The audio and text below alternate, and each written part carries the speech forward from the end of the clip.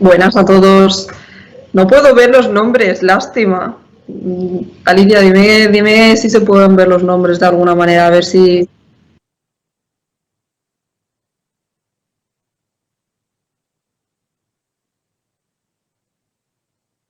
Vale, por si hay alguien, ¿no? Con el que haya trabajado, que hayamos hecho la evaluación juntos. Como no puedo ver los apellidos, pues tampoco lo sé, pero bueno, si sois alguno de los que os atendí yo, hola, espero que estéis genial. Cualquier cosa ya sabéis que aquí estamos y nada, hoy vamos a hacer una breve presentación, tampoco será algo demasiado largo, ¿no? Un poco acerca de cuáles son un poco los síntomas o el estado un poco de la cuestión de lo que es el COVID persistente, pero sobre todo cómo podemos ayudar a los profesionales sanitarios, cómo os podemos ayudar a todos vosotros, ¿vale? De ahí un poco, bueno, también un poco de reflexión filosófica, por así decirlo, de ahí el título de esta presentación, ¿no? Que es si los pacientes con COVID persistente, ¿qué pasa con ellos, ¿no? ¿Qué hacemos? ¿Qué necesitan, ¿no? Pero bueno, esto ahora lo iremos desglosando un poco más. Cualquier cosa, si queréis intervenir, hacer una pregunta, sería fantástico. Lo escribís por el chat o yo no lo puedo ver, pero mi compañera Alicia seguro que me lo comunica. Entonces, cualquier cosa que queráis decir, o sea, ahora es el momento, ¿vale? Vale. Vale, genial. Vale. Ok, primero de todo, ¿qué es el COVID persistente, no? Porque hablamos mucho de COVID persistente, pero realmente luego nos ponemos a buscar en internet y ahí también como mucha desinformación, tampoco está como muy claro, como al final no deja de ser una sintomatología o algo bastante novedoso, ¿no? Esto requiere un tiempo para que se puedan definir como unos criterios en base a los cuales poder hacer un diagnóstico bueno, ¿no? Pero bueno, de momento lo que tenemos es una definición de la OMS, que os la voy a leer, ¿vale? Y el COVID persistente es la condición que ocurre en individuos con antecedentes de infección probable o confirmada por SARS-CoV-2, ¿vale? Puede ser que tengamos ya ahí una prueba PCR o de antígenos que nos lo haya, ¿no?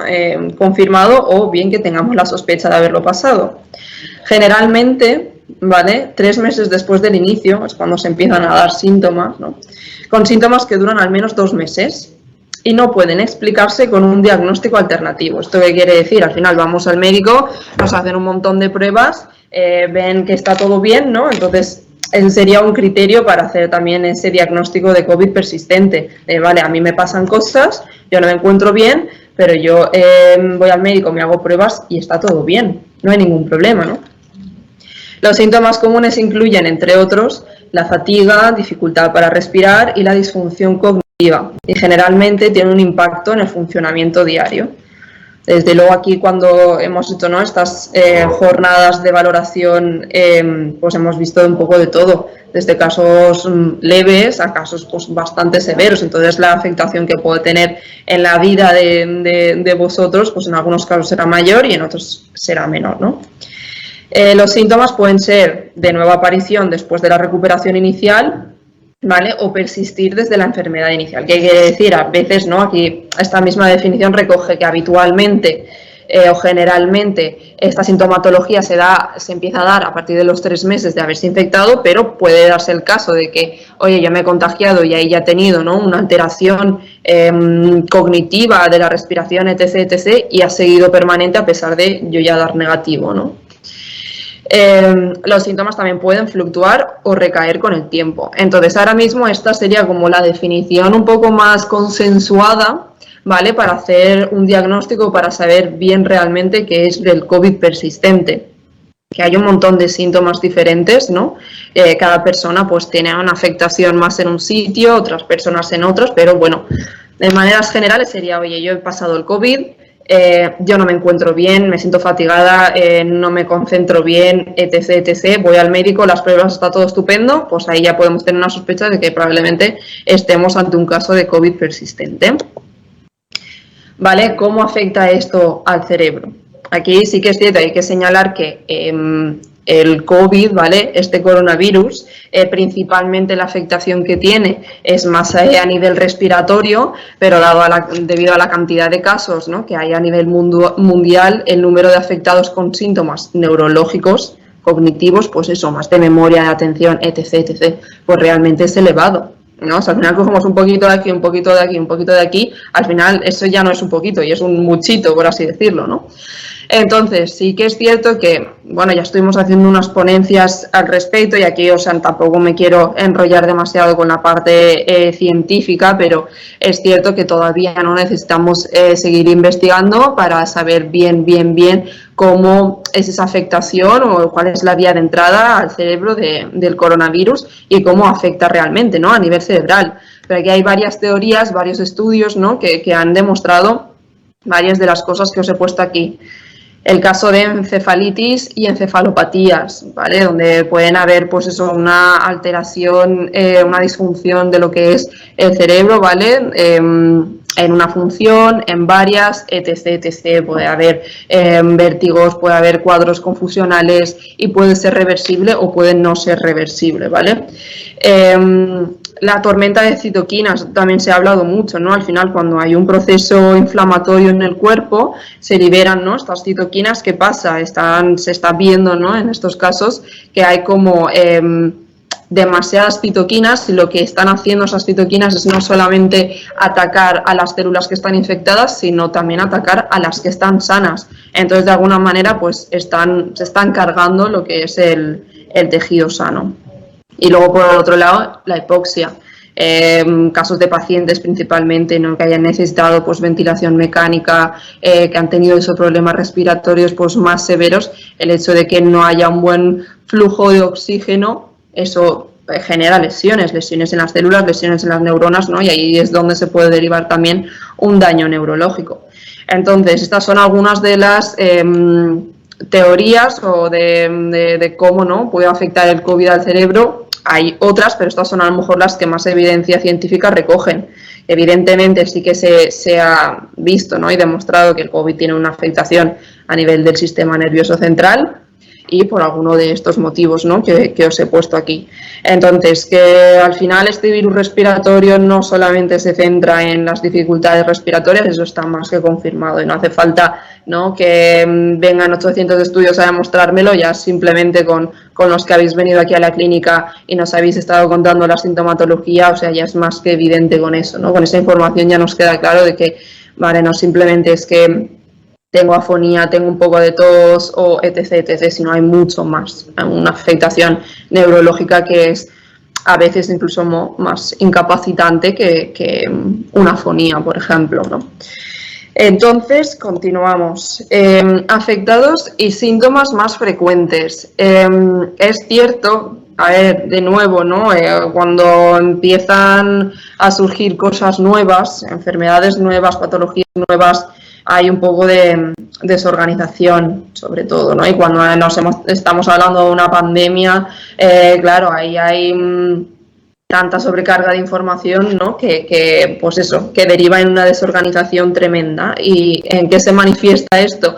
En que realmente a día de hoy no hay un registro nacional, ¿vale?, pues eso, a nivel de España, de pacientes que tengan COVID persistente. Se están recogiendo datos, pero no hay los datos que hay están realmente sesgados porque no se sabía realmente que esto se podía dar. Entonces, a lo mejor casos desde el minuto 1 que podían ser de COVID persistente no se diagnosticaban como COVID persistente, entonces no se registraba, etc. Entonces, no tenemos un registro realmente de cuántos pacientes hay con COVID persistente, ¿no?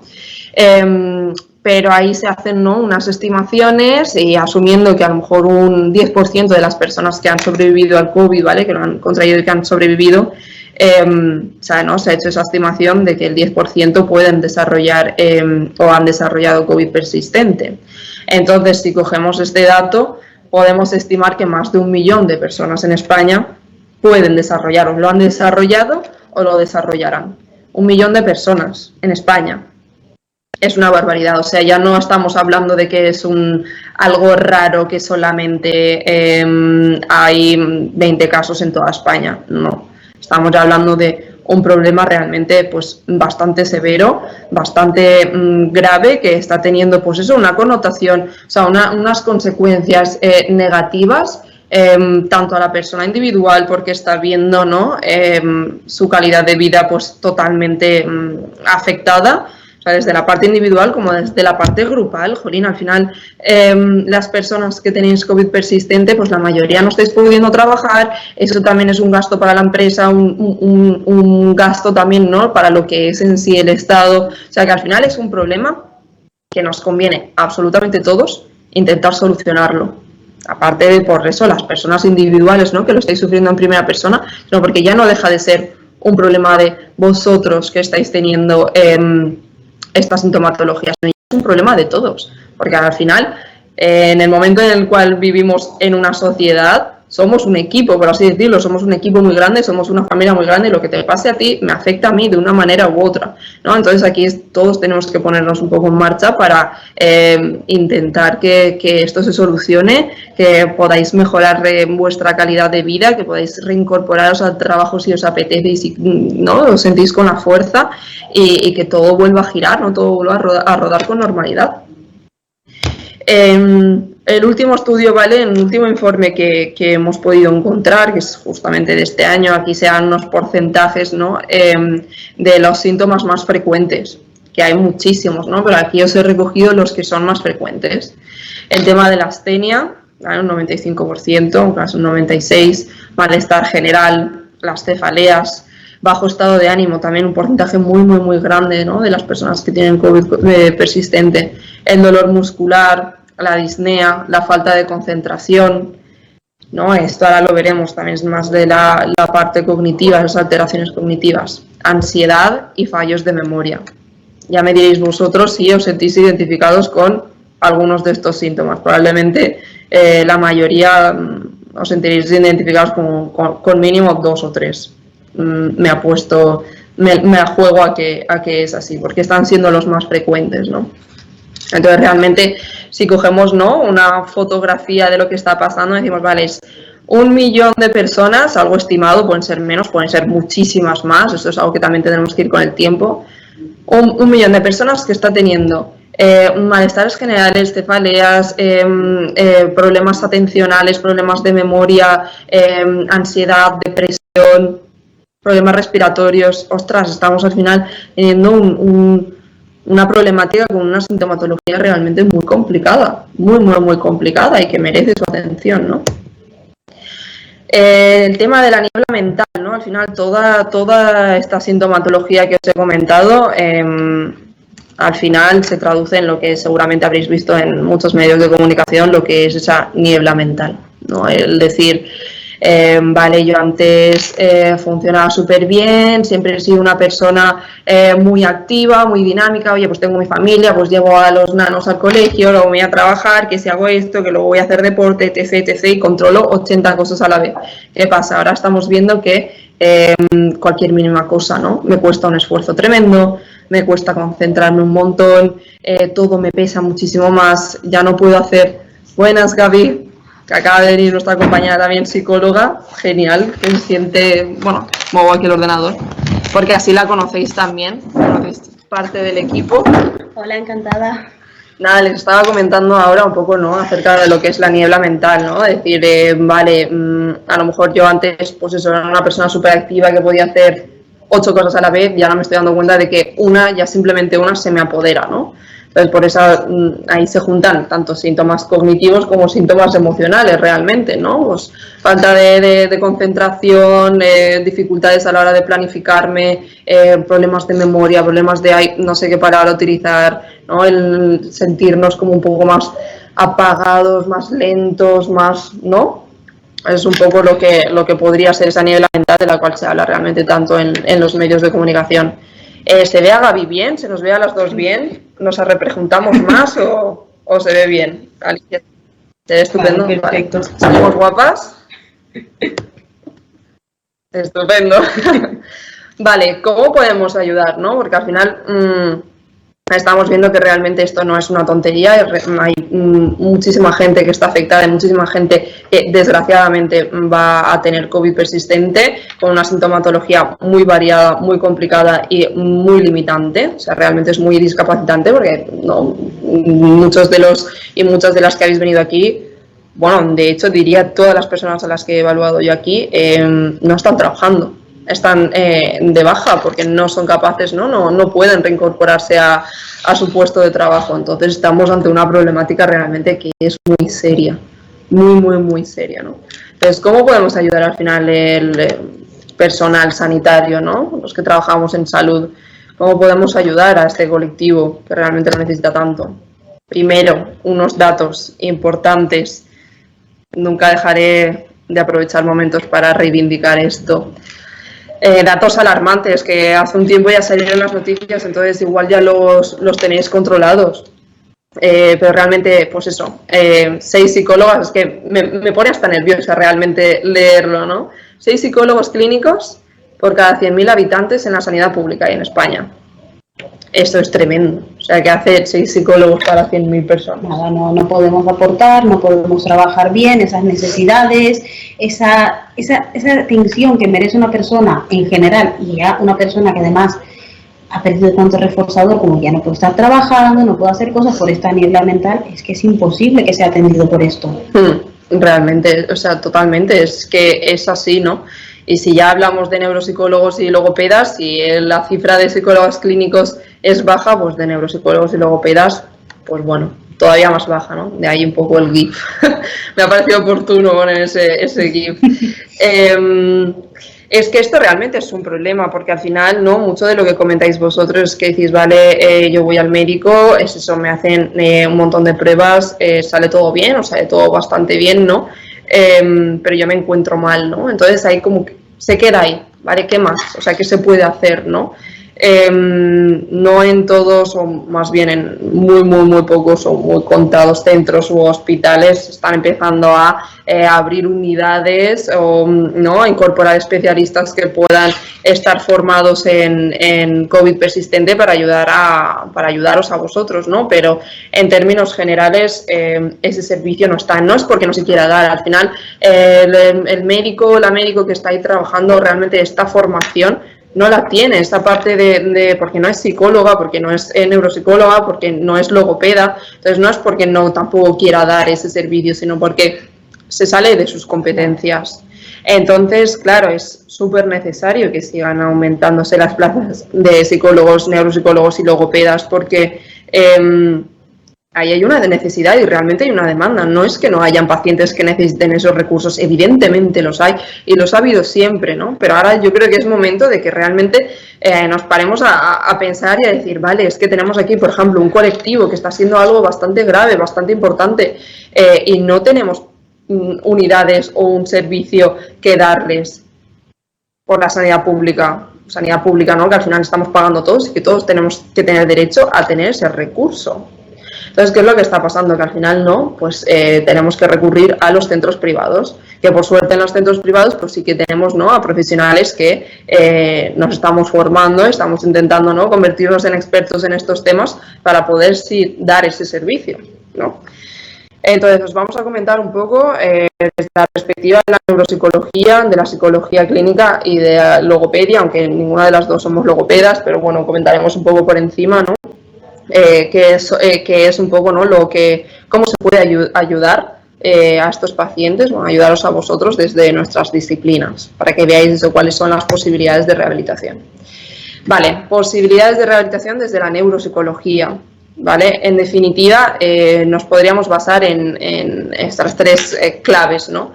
Al final lo que estamos viendo es que hay una afectación en el sistema nervioso central, hay lesiones, ¿vale? Lesiones a nivel cerebral, entonces funciones que nosotros a lo mejor podíamos hacer antes, pues ahora se nos ven bastante complicadas. Entonces, ¿qué podemos hacer desde la neuropsicología, desde una rehabilitación neuropsicológica?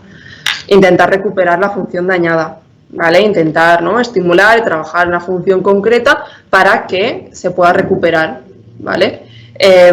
Eso por un lado, pero más interesantes son las otras 2 que os voy a comentar ahora. Primero, crear estrategias y habilidades que compensen las alteraciones. es eso, está genial, vamos a intentar recuperar la función dañada, ¿no? Vamos a intentar ese papel que está roto, intentarlo, ¿no? Pegar con celo, por así decirlo. Pero más interesante es encontrar maneras, ¿no? Estrategias que me permitan compensar un poco las alteraciones. Si, oye, yo tengo unos problemas de atención tremendos, vamos a buscar qué estrategias y habilidades, ¿no? Podemos desarrollar para compensar esas alteraciones.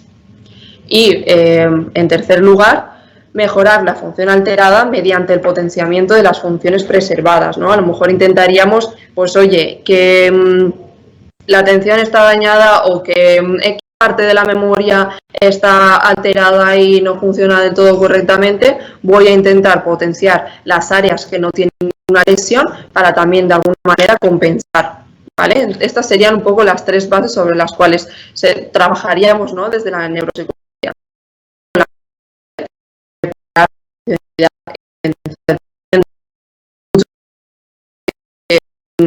Habéis dejado de tener independencia en muchas actividades, ¿no?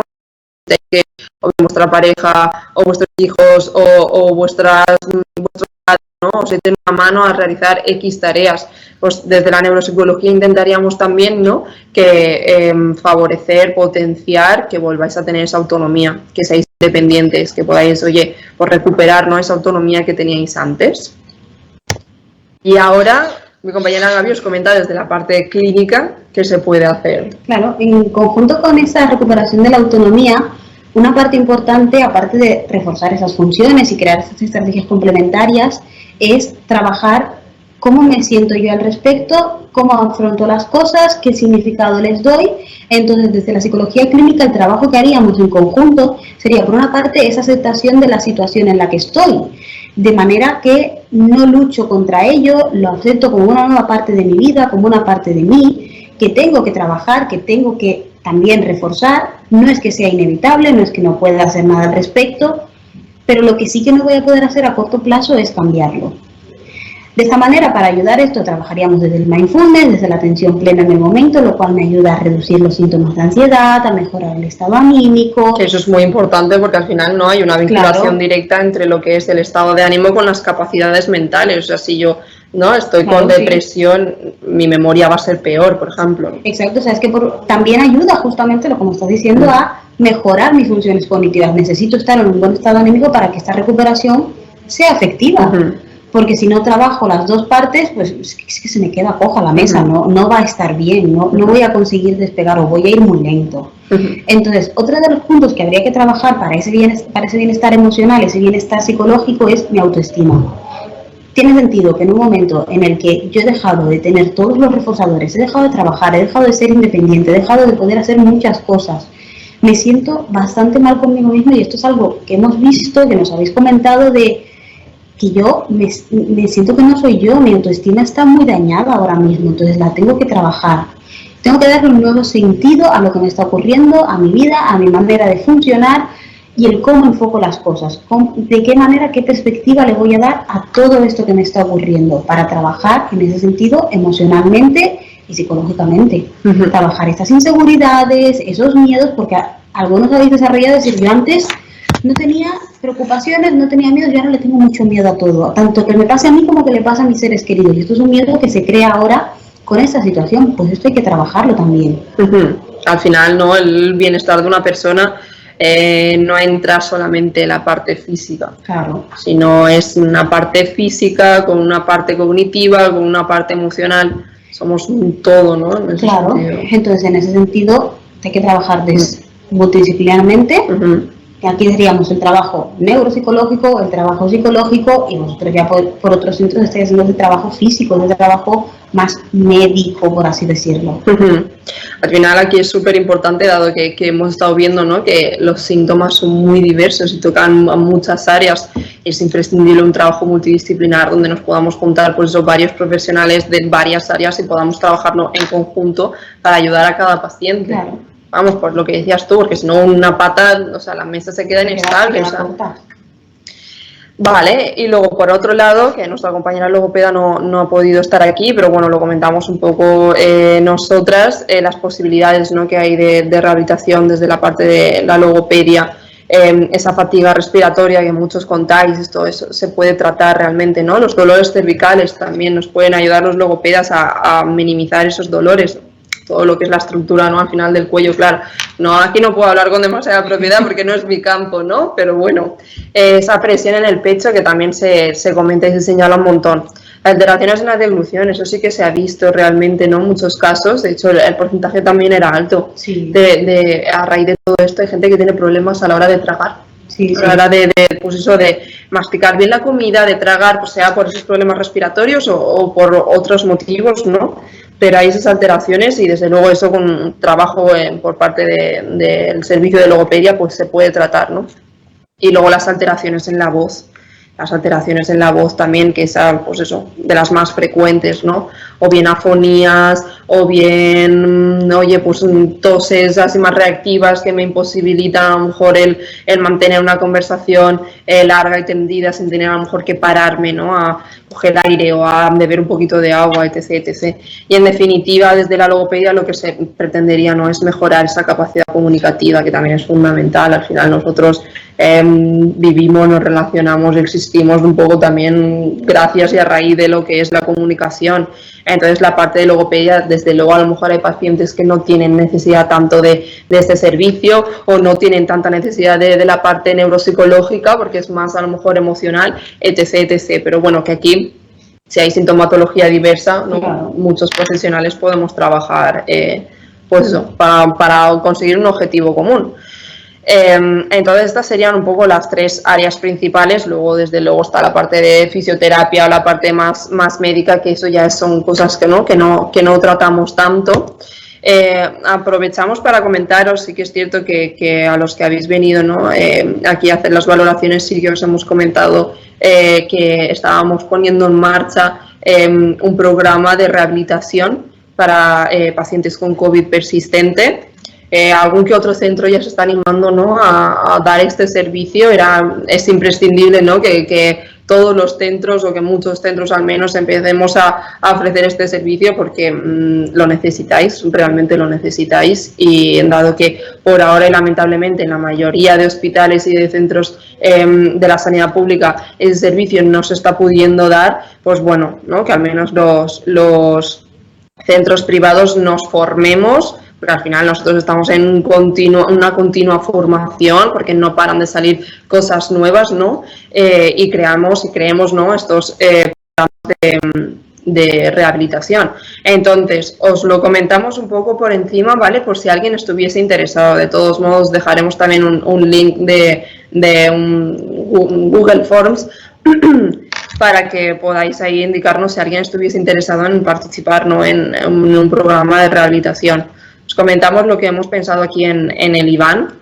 El primer plan sería el plan individual, que serían simplemente bonos de 8 sesiones, o bien de logopedia, o bien de rehabilitación neuropsicológica. También pueden haber de psicología, ¿vale? O sea, realmente no serían sesiones individuales donde se coge a la persona de manera, pues eso, individualizada y específica, y se tratan las necesidades concretas, ¿no? que tenga esa persona. Pues desde la logopedia lo que hemos visto, ¿no?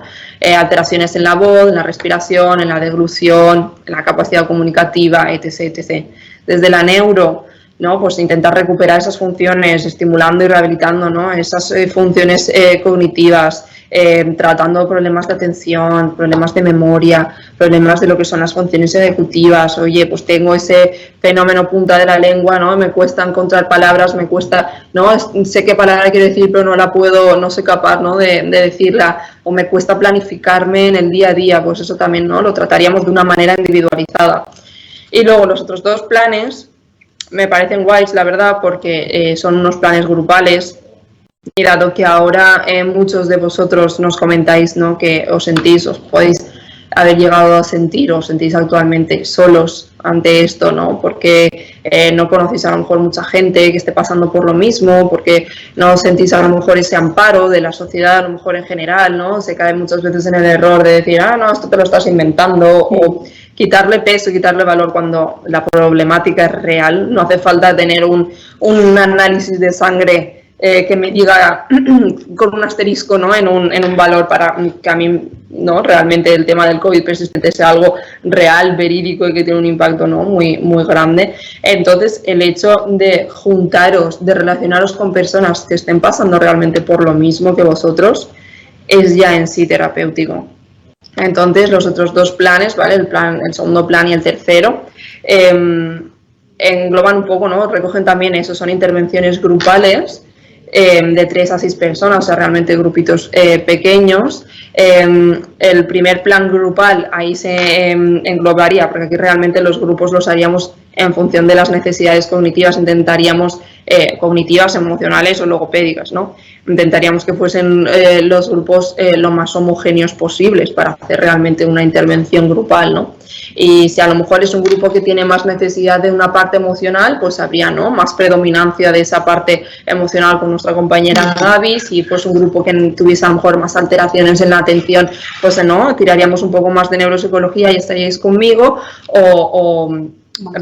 más de logopedia realmente, ¿no? O un poco de todos, a lo mejor es un grupo, ¿no? que tiene necesidades en estas 3 áreas, pues irían alternando, ¿vale? Lo importante es que para cada grupo se evaluará qué necesita y será un plan para ese grupo, no el mismo para todos. No. Claro, esto va súper medido al final, ¿no? Por eso, alguien que a lo mejor, esto es importante, alguien que a lo mejor esté viendo esta presentación, que no ha venido al IBAN a hacerse la valoración gratuita y quiere participar, ¿no? Quiere entrar dentro de este programa, que sepa, ¿no? Que me corrija Alicia si me equivoco, pero todavía está disponible, ¿no? El venir aquí a hacerse la valoración y a poder participar, ¿no? Con esos datos, porque claro, de esa valoración que hacemos nosotros, tanto psicológica como neuropsicológica, extraemos los datos para luego a lo mejor poder conformar grupos que sean homogéneos y diseñar una intervención a las necesidades y demandas de ese grupo específico. Entonces, cualquiera que quiera venir a hacerse la valoración gratuita, libre es, ¿vale? Vamos, creo que es así, si no Alicia ya me habría dicho algo. Vale.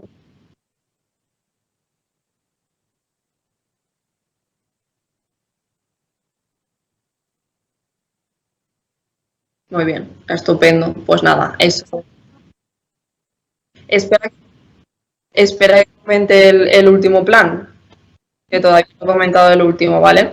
El plan del medio, el que estáis viendo en medio, sería eso, ¿vale? Un poco lo que hemos comentado. Y el último plan, que sería un poco más completo, ahí además de hacer esa intervención psicológica, logopédica o neuropsicológica que necesitas ese grupo específico, también hay una atención en otros sentidos. Por ejemplo, como aquí podéis ver, aunque creo que por email también os enviamos, ¿no? Lo que es este tríptico, pues realizaría una intervención familiar si fuese necesario, ¿no? O sea, dices, oye, es que mis hijos lo están pasando realmente mal, oye, pues se puede hacer, ¿no? Intervenciones familiares, se puede, ¿no? Podemos ayudar y asesorar en la solicitud y burocracia de ayudas, grados de discapacidad, tribunales médicos, etc., etc., un poco toda esa burocracia, todas esas ayudas que a lo mejor podéis pedir y que no sabéis, no conocéis, ¿no? Nosotros os ayudaríamos a gestionar todo esto, ¿vale? Cuando hubiese ya una recuperación y dices, vale, me quiero reincorporar a lo que es el mercado laboral, ¿no? Pero llevo 1 año y medio ya sin trabajar, tengo X edad, vale, te ayudamos también a que te reincorpores a ese mercado laboral, atendiendo todo lo que pueda ser necesario, desde hacer a lo mejor un currículum, de crearte perfiles en LinkedIn, ¿no? Ayudarte, echarte una mano un poco en todo lo que requiriese volver al mercado laboral. Y luego el acompañamiento al paciente y a sus familiares durante todo el proceso de rehabilitación, ¿vale? Atendiendo a los inconvenientes y dificultades que puedan ir surgiendo en el proceso, porque puede ser que, oye, empezamos la rehabilitación y me surge esta complicación, me surge tal, pues ahí realmente sería como una atención un poco más continua realmente, ¿no? Estaríamos ahí, haríamos esos grupos pequeños y que podríamos estar nosotros pues atendiendo más las necesidades puntuales que pudiesen ir surgiendo, ¿no? De alguna manera, pues eso sería como un acompañamiento más cotidiano, por así decirlo, a los pacientes, ¿no? Que entren dentro de este plan. Y eso es todo, yo ya me